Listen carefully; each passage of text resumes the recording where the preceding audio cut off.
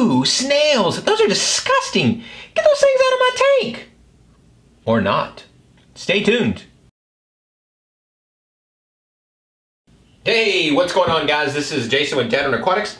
How are each and every one of you doing? So before we get started on the controversy of snails, I just want to talk a little about the aquatic experience that's coming up in the end of October in New Jersey. If you guys have the ability to go to this, you should go, because it's awesome. There are tons and tons of things to see and buy there. There's a lot of great speakers that are there, but the coolest thing there is this tends to be the one where the most YouTubers will show up at. I was blessed to be able to go last year with my son when it was in Chicago. I'd love to go again this year, but I had to make the decision. So do I spend $1,000 with plane tickets and hotels and car rentals and everything that involves with it to do that again, or do I take that $1,000 and put it into my fish room? So I just couldn't pull the trigger on it this year. As much as I'd like to go, and as much as I'm going to feel left out when I see people posting on the videos while they're there, I'm not gonna go. So if you can go, be sure and go. You will not regret it whatsoever. Okay, let's talk about snails. So snails, man, these things have a bad rep. Like, people just don't like snails. In fact, they're given the name pest snail, as in they're a pest.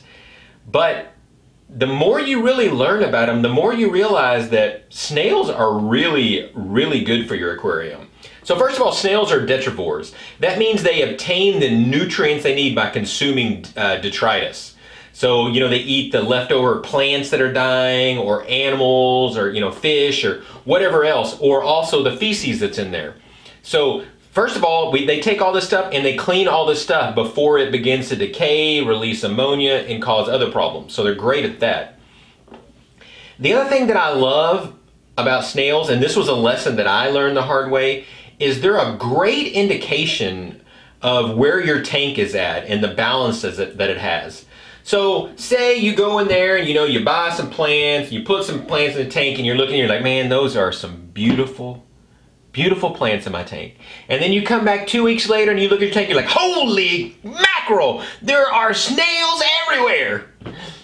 So why are there snails everywhere? So yes, snails will show up on plants. You can buy plants, they'll have maybe just snail eggs on it. You didn't do anything to try to treat them, and the snails showed up. But the snails, when they overpopulate like that, it's simply because they have too much food. Somehow snails are built so that when they see an abundance of food, they begin to reproduce like crazy. If there's not that much food and they're struggling to find something to eat, they just won't reproduce. So they show you when your tank has too much food in it, or it's got too much mulm down in the bottom of it, where it's just, there's something that the snails are feeding on. So again, they're great at that. The other thing is they eat algae. So they tend to do a much better job than most Plecostomus do. So they're just a phenomenal cleanup crew to go around and eat up all the algae. And also they'll get into some nooks and some crannies that Plecostomus just won't ever get into. And then there's some snails that like to burrow down into your sand bed or whatever type of gravel you have to try to get in there and get the food and the detritus and stuff that's getting in there. And that's really good for your gravel and your sand bed, because if that stuff sits there too long, you'll begin to build up these pockets. They can build up these nasty gases and stuff in them. So that's called going anaerobic. You don't want your sand bed to go anaerobic. So by them digging in there all the time, they keep that from happening.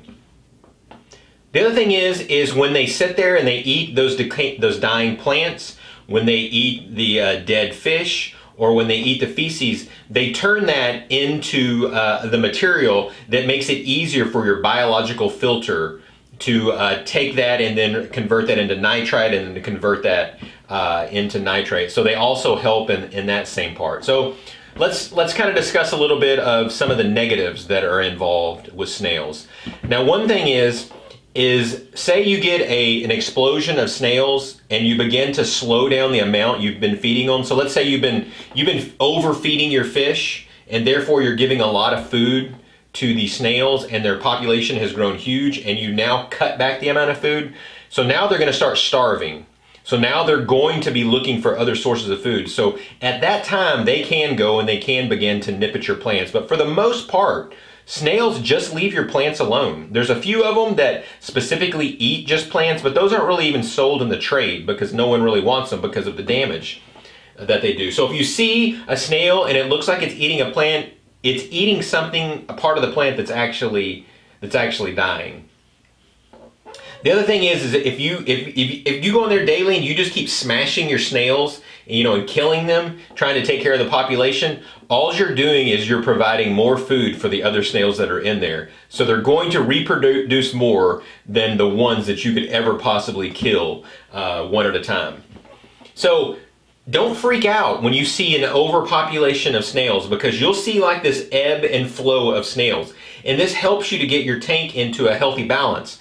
So if you've got an abundance of snails, first of all, cut back on the amount you're feeding. So if you're putting food in there for your fish and you go back there in 5 minutes and there's food on the bottom of the tank, you've overfed your fish. The snails are waiting for that food to get down to the bottom to eat. So if your fish are eating all the food that you put up at the top, it's never making it down to the bottom for the snails to eat. So that tells you that you need to cut back on the amount of food that you're feeding. The other thing is you need to gravel vac more often. Get in there and suck out as much of that detritus as you can, as often as you can, to keep that stuff from building up. And the other thing is they love to eat algae. So if you've got algae that's growing on your glass, get in there and scrape that algae out and then suck it out. Again, you're trying to cut down on the food source that the snails have, because that, again, that's what's exploding them into reproducing like crazy. So there's quite a few loaches that are out there. So if you guys are just looking for something to get rid of the snails and you don't want to use some type of chemical, there's a bunch of different loaches that are out there that eat snails primarily. The only problem is most of these loaches, they get big, like clown loaches. They're going to overgrow your tank, and a lot of them tend to have aggressive tendencies. There's also, you can get assassin snails. Assassin snails are carnivores, and they'll go in there and they'll kill snails. But typically assassin snail, is only about the size of a dime. They typically won't bother snails that are bigger than them. So if you got mystery snails or whatever that you're trying to get rid of, they're not going to touch them when they get that big. They're just not going to. But again, you're going to have the same problem, because those snails, those assassin snails, are going to reproduce when they see abundance of food also, and they will overrun your tank. Now, their reproduction is quite a bit slower than some of the other snails, but they will reproduce. All right, so let's talk about some different types of snails that are out there. So one of the more common ones is the pond snail. So the pond snail, typically when it gets full size, it gets about the size of a quarter. They're pretty slow at reproducing, and they're one of the best algae eaters out there.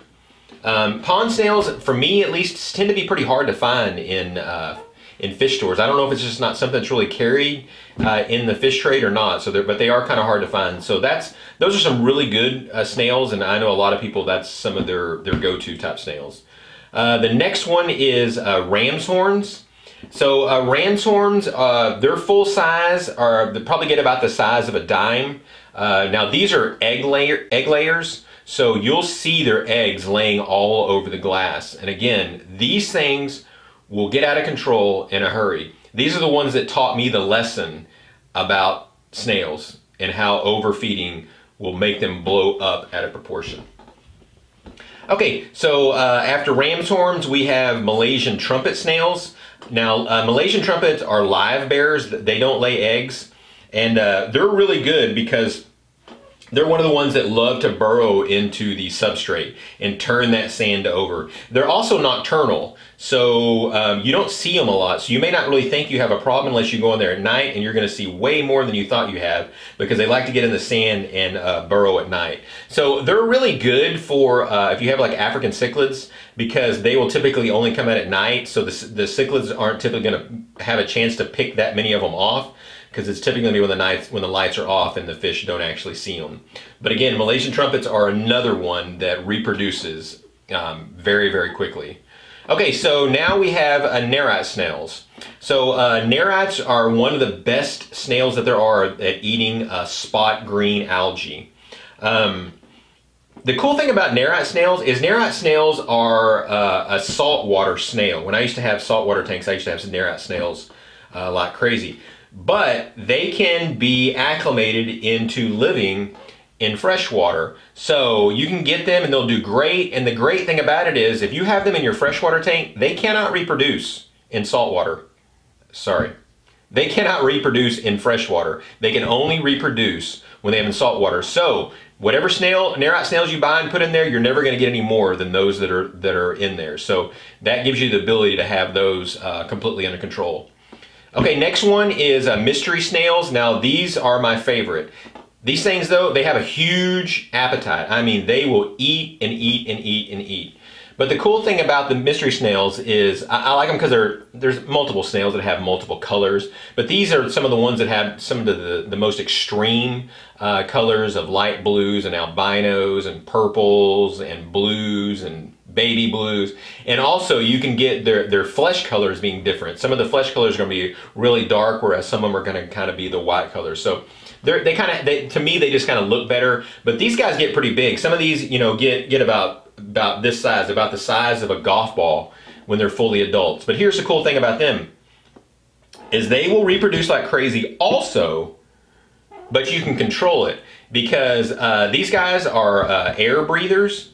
So what they do is they come up to the top of your tank and they want to lay their eggs where there's no water. So if your water level's a little bit low, they'll lay along those edges where it's dry, or they'll even come up to the top of your tank and lay it along the top of your tank. So typically if you keep your water level high, they almost will never lay eggs, but sometimes they'll get up there to the top and lay up on the top, but you have the ability to remove those eggs at any time. Now if those eggs fall in the water, all those babies will drown. They have to be outside of water. So another one, it's great because you have the ability to control them from reproducing. All right, next one we've got is bladder snails. Bladder snails reproduce extremely quickly also.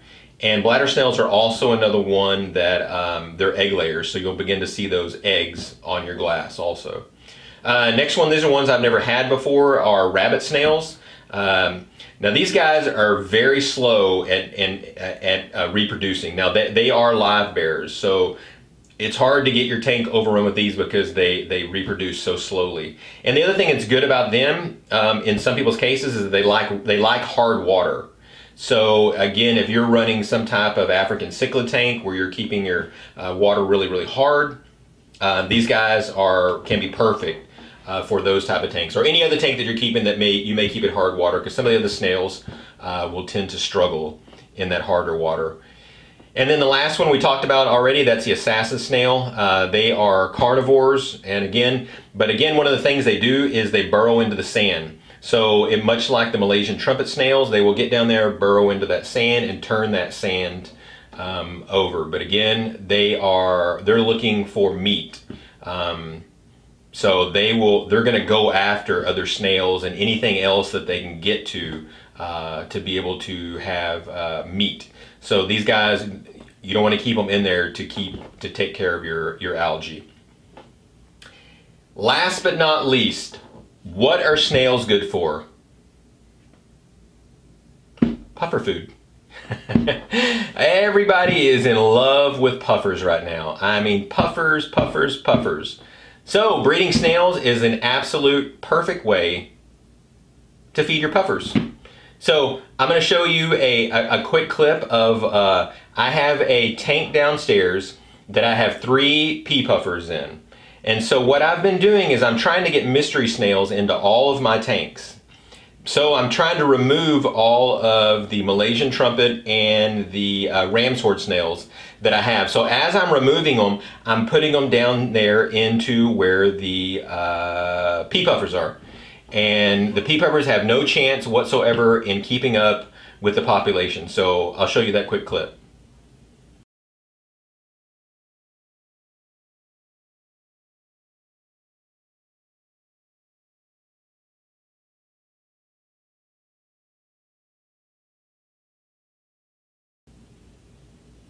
So as you can see, this tank is overrun with snails. So typically what I like to do is I'll take some of the cheap algae wafers that I have a bunch of, and I'll just throw a bunch of those in there so that I can keep those things fed, so they'll keep reproducing, so that these guys will constantly stay fat.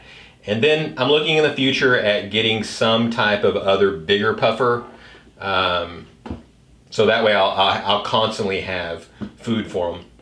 So that's one more thing is you can get your snails can get out of control too when you're feeding your bottom feeders, when you're throwing stuff down there like algae wafers or other things that are put there for your bottom feeders. And also I struggle too with my shrimp, put the food in there for the shrimp also, because those snails tend to be the first ones to get there, and the snails can quickly outcompete the shrimp for food. So you got to be careful with how much food you're feeding down there to your bottom feeders.